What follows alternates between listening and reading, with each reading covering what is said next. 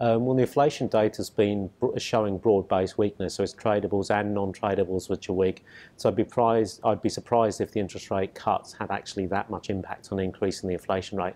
I think what we're seeing is a global deflation pulse coming across from Asia, and I think that most countries are actually unable to control their inflation rates in the short to medium term. Yeah, I think it's about the RBA re-engaging in the currency wars, trying to get the Australian dollar weaker the same way the RBNZ is trying to get the New Zealand dollar weaker. So I think rates come down to 1%, potentially lower, but I think it'll be a slow job. I think it'll be a slow delivery of that. Yeah, I have been. I think it's because there's just there's a massive hunt for yield. And even though the Australian dollar, the yield differential on the front end isn't that large anymore, it's still a differential. And I think there's a big hunt for yield going on in the world, and that's why the Aussie dollar's been held up here. And plus the RBA has been reluctant to cut rates.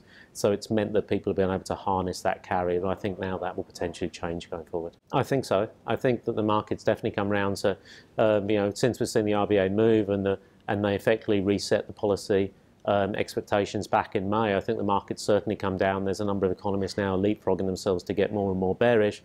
I think that's probably going a little bit ahead of the mark, but I do believe they need to cut rates to get the currency further down. It still works. We still think that, it's getting boring saying it now, the lower for longer trade still works, but we believe there's a lot less opportunities in the Australian bond market than there were a year or two ago.